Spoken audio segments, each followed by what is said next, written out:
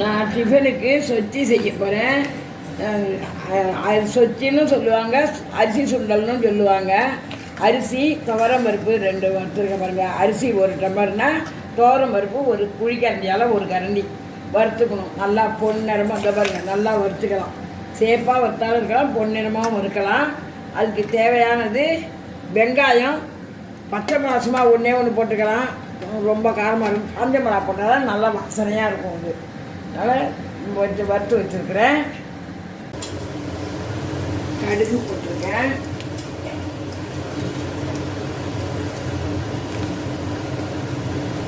ஈஸியான இதுங்க, நல்லாவும் இருக்கும், டேஸ்ட்டாக இருக்கும், ஈஸியாக இருக்கும் வேலை செய்யறதுக்கு.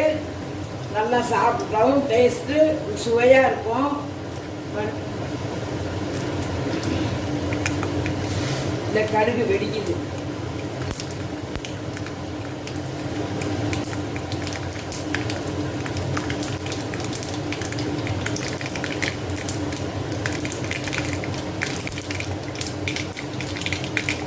கடுகு பொரியுது, இந்த மாதிரி பொரியணும். பொரிஞ்சதும் மிளகா போடணும். இந்த முன்னாடி போட்டால் கருத்து போயிடும்.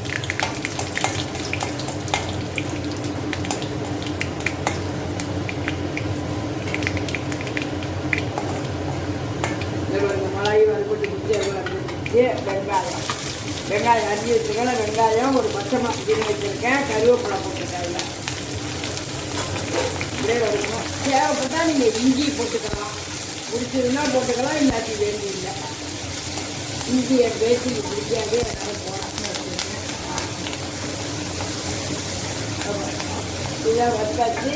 இந்த டம்ளரால் அரிசி எடுத்துக்கிட்டேன். 1 டம்ளர் அரிசின்னா 2 டம்ளர் தண்ணி, துவரம் பருப்பு 1 குழிக்கரண்டி போட்டு வறுத்துக்கணும். இதில் வறுத்துட்டு தண்ணி ஊற்றி குக்கரில் போடுங்க. நம்ம குக்கரில் வறுத்தா வீணாக போயிடும் குக்கர். அதனால் நம்ம 1 டம்ளருக்கு 2 டம்ளர் தண்ணி.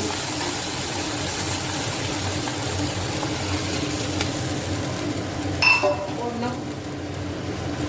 அதுக்கு தேவையான உப்பு, அதுக்கு தேவையான உப்பு போட்டு, கல் உப்பு போட்டுதாங்க டேஸ்ட் இருக்கும். இந்த பாருங்க, எல்லாம் தண்ணி ஊற்றி எல்லாம் வச்சுட்டு உப்பு போட்டாச்சு. பெருங்காய தண்ணியும் ஊற்றிடுறேன். பெருங்காய தண்ணி ஊற வச்சுருப்பேன், அதை எடுத்து அப்போ ஊற்றிட்டேன். இதை ஊற்றி அரிசியை கொட்டி, தண்ணி கொதித்ததும் அரிசியை கொட்டி குக்கரில் 2 சவுண்டு வச்சு அடக்கணும். தண்ணி கொதிச்சதும் அரிசியை போட்டு 2 சவுண்டு வச்சு அடக்கணும். இந்த பாருங்க, தண்ணி கொதிக்குது. தண்ணி கொதிக்கும் போது இந்த அரிசியும் எதுவும் வறுத்து வச்சுருக்கேன்ல, துவரம் பருப்பும், அதை எடுத்து அதை கொட்டி தெராவி மூடிட வேண்டியதுதான்.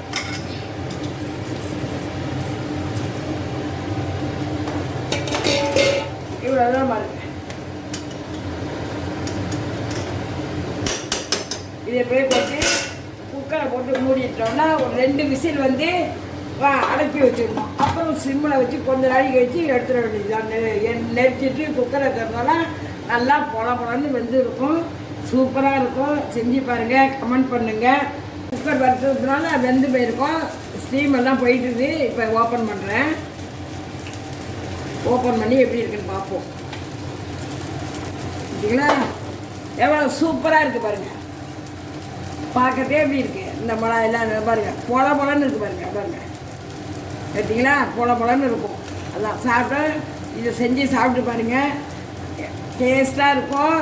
நல்லா சாப்பிடவும் இன்பமாக இருக்கும். இதில் வந்து தேங்காய் திருவி போட்டுக்கணுங்க. தேங்காய் போட்டால் இன்னும் நல்லா பாருங்கள். தேங்காய் பூ